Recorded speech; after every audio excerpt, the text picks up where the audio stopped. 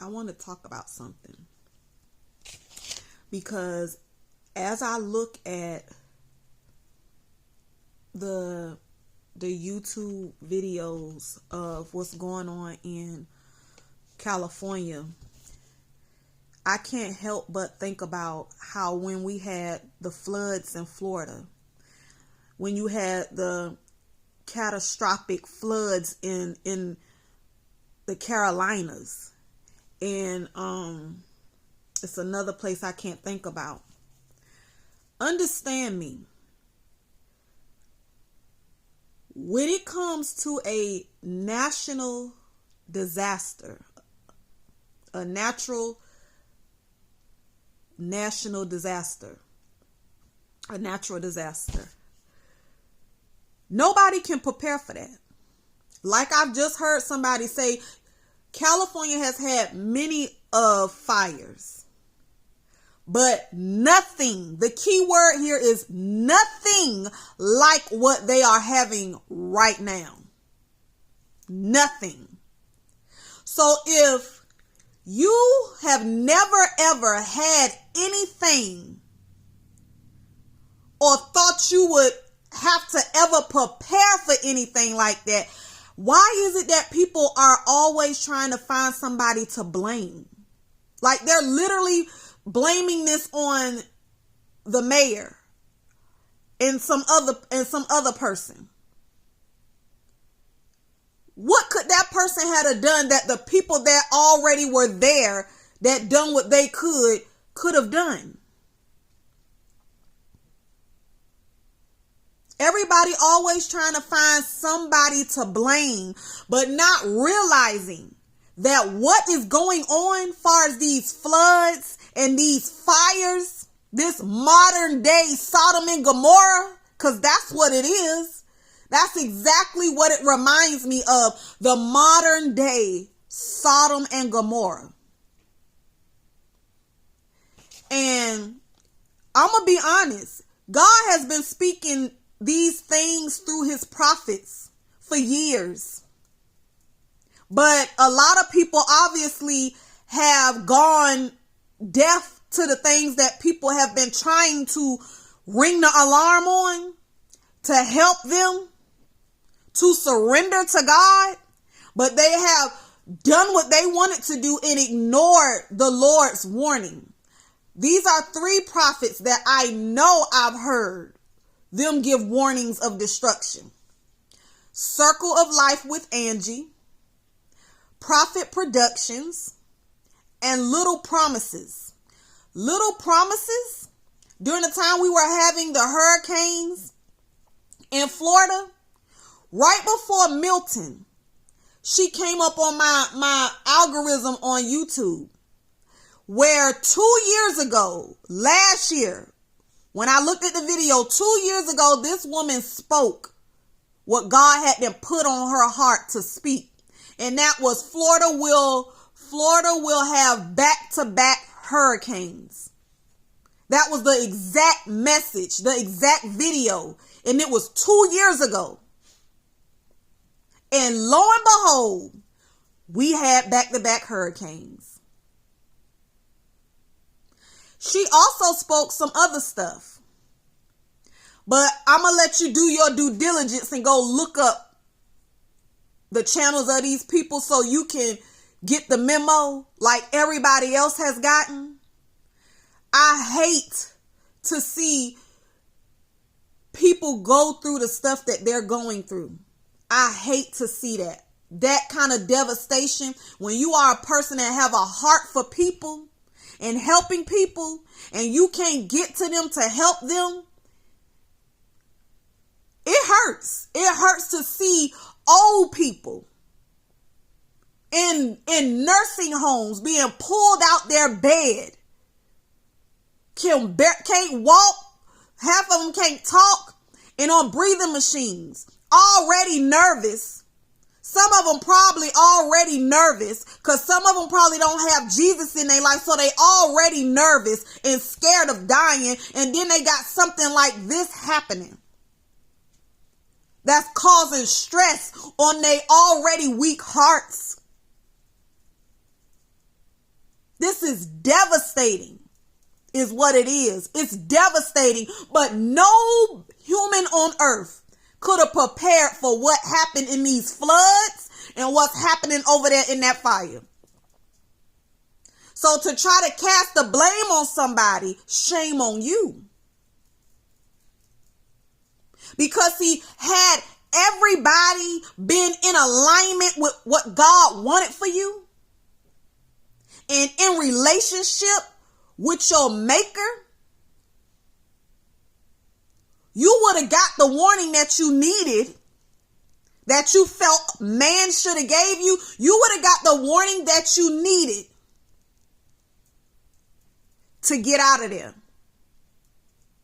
It's just the truth. You would have got your warning to get out of there. People got to realize that when you connected to Christ, God ain't gonna let you be blindsided unless you just choose to be blind. God is not going to allow his children to be blindsided unless you just choose to be blind and deaf to what it is that he's speaking through his people. Nobody is to blame for this. God is pissed off. He's angry. He's mad. People have disrespected him. People have called out his name. People have spit on him, so to speak. People have really ran God and his kindness and his love in the mud. And now judgment is here. Judgment is here.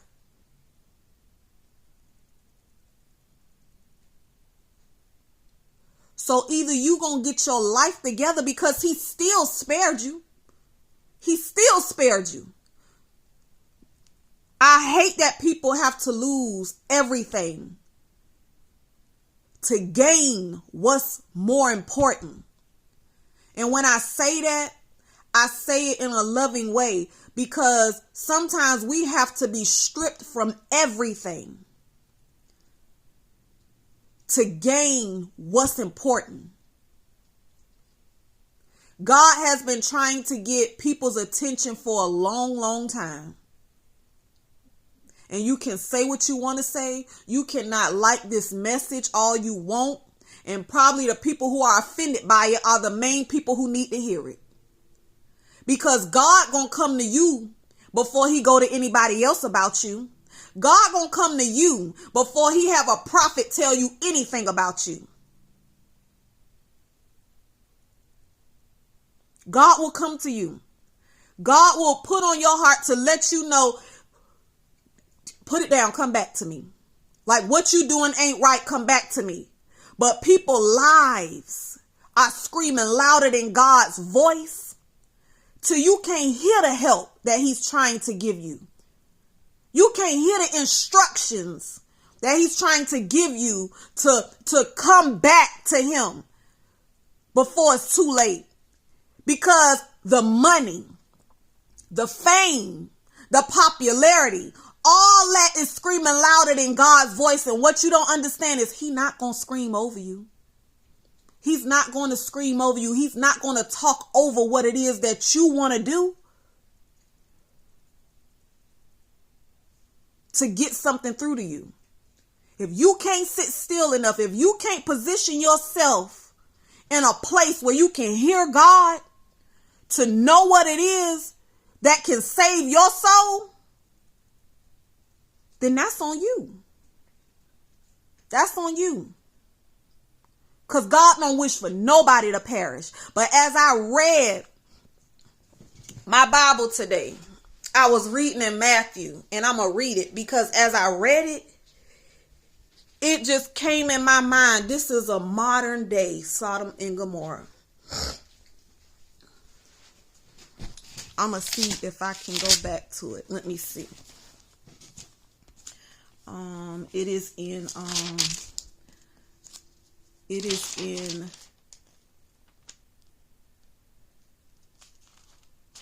hold on. Let me see.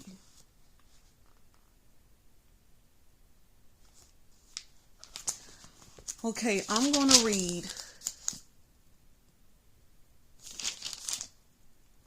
I think it's Genesis 19. Genesis 19 and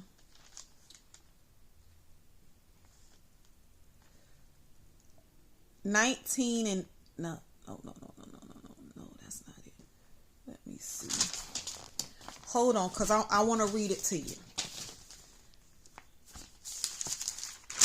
I'm going to start at Genesis.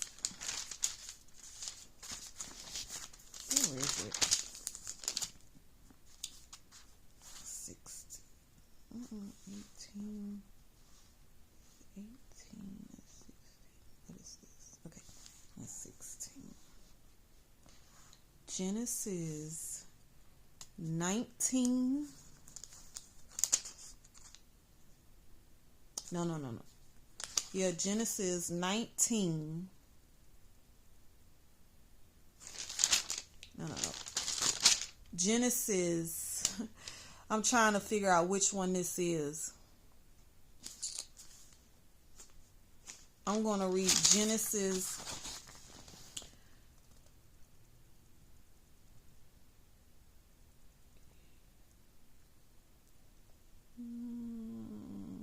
Trying to find where I am.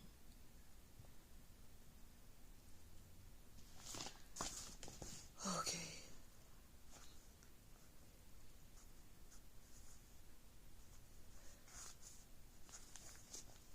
I'm going to start at Genesis 19.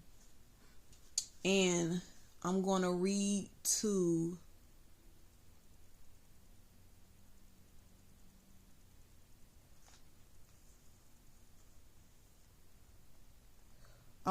Genesis 19 to 26, I believe. It says, "Oh no, my Lord, Lot begged, you have been so gracious to me and saved my life, and you have shown such great kindness, but I cannot go to the mountains. Disaster would catch up to me." No. I'm going back because I gotta read something else. Okay, let me see. Okay, here we go. We're gonna read Jesus. We're gonna read Genesis 12. No. We're gonna read Genesis 5. I want to say that. Is that 5?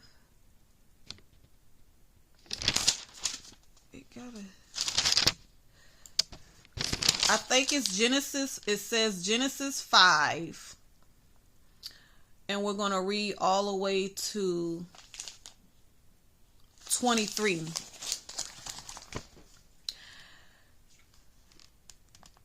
They shouted to Lot, "Where are the men?" Speaking of the angels, "Where are the men who came to spend the night with you? Bring them out to us so we can have sex with them." So Lot stepped outside to talk to them, shutting the door behind him. "Please, my brothers," he begged, "don't do such a wicked thing. Look, I have 2 virgin daughters. Let me bring them out to you, and you can do with them as you wish. But please leave these men alone, for they are my guests and are under my protection." "Stand back," they shouted. This fellow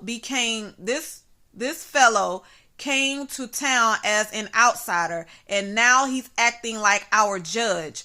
We'll treat you far worse than those men." And they launched toward Lot to break down the door. But the 2 angels reached out, pulled Lot into the house, and bolted the door.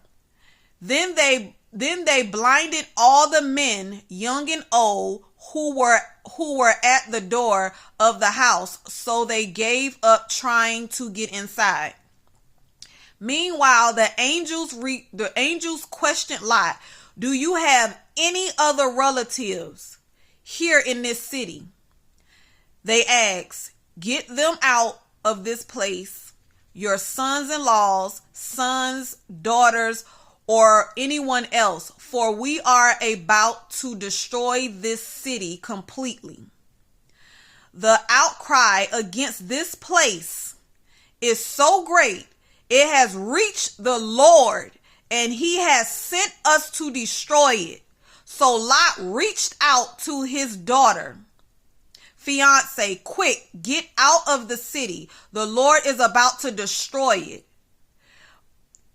And I'm saying that because it has been people who God has spoken to his prophets and they have gave warning, but people have thought they was joking, or they turned a deaf ear to the warning. And what this says is, but the young men thought he was only joking. At dawn the next morning, the angels became insistent. "Hurry," they said to Lot. "Take your wife and your 2 daughters who are here. Get out right now, or you will be swept away in the destruction of this city." When Lot still hesitated, the angel seized his hand and the hands of his wife and 2 daughters and rushed them to safety outside the city. For the Lord was merciful. When they were safely out of the city, one of the angels ordered, "Run for your lives and don't look back or stop anywhere in the village. Escape to the mountains or you will be swept away." "Oh no, my lord," Lot begged. "You have been so gracious to me and saved my life, and you have shown such great kindness, but I cannot go to the mountains. Disaster would catch up to me there, and I would soon die.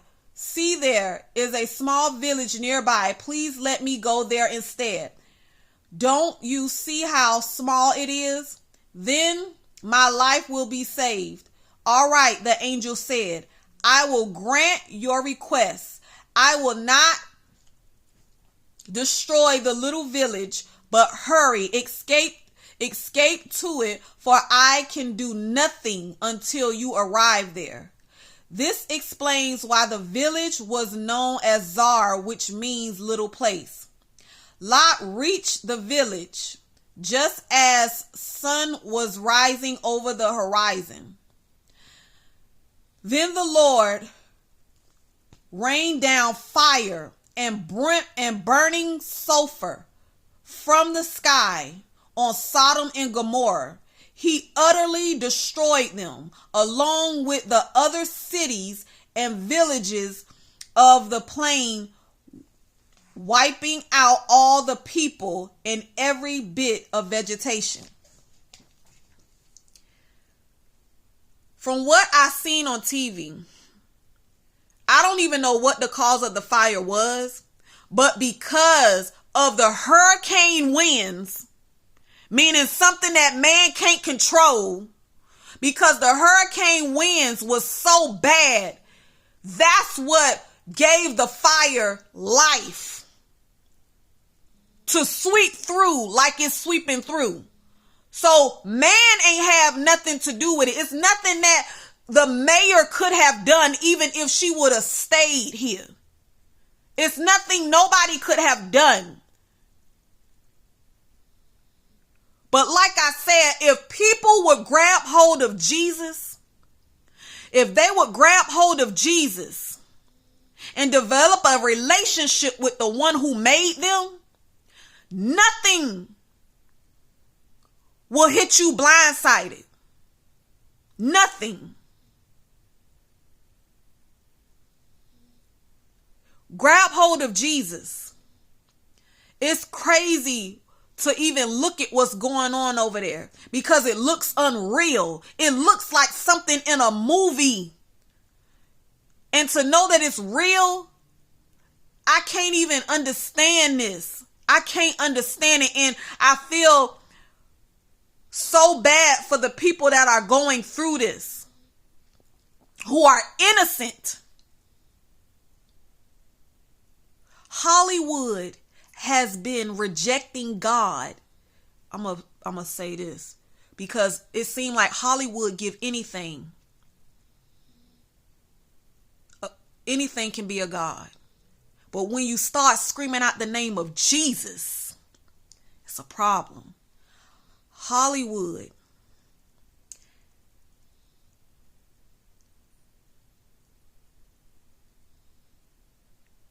and they know who they are, because I know this don't pertain to everybody, but Hollywood has been denying Jesus of his spot in their little world for years. Not wanting to give him credit where credit is due to him, not wanting to praise his name when praises are due to him, not wanting to glorify him when the glory is due to him.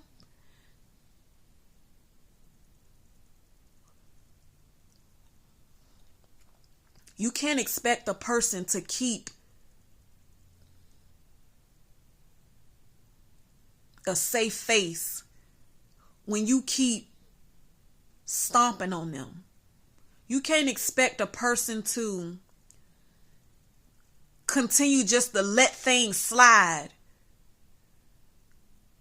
when the disrespect is so strong. God is a loving God, a forgiving God, a gracious God. But he get tired too. He get tired too. Just like you get tired, he get tired too.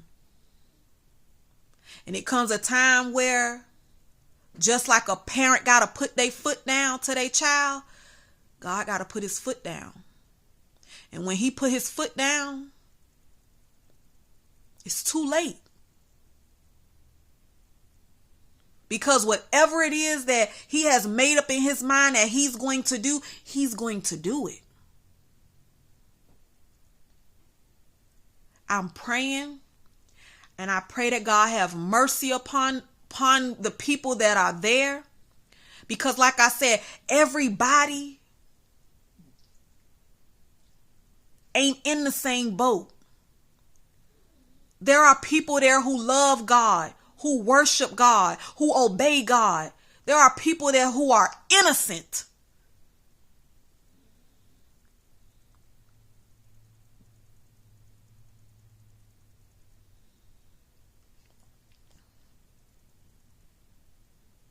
And the thing is, they've lost their homes.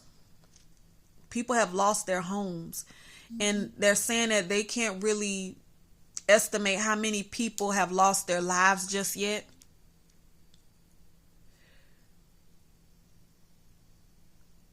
But even if you make it out, understand that you are still blessed. You are still blessed. If you make it out alive from this, you are still blessed. God has still shown grace and mercy over you to make it out alive. Even knowing that it's still some of y'all who still ain't gonna take this situation and give your life to Christ. Some of y'all still going to ignore the stuff that you're seeing and what you're going through and making it out alive. You're still going to take it and do what you want to do instead of giving your life to God and letting this be a warning.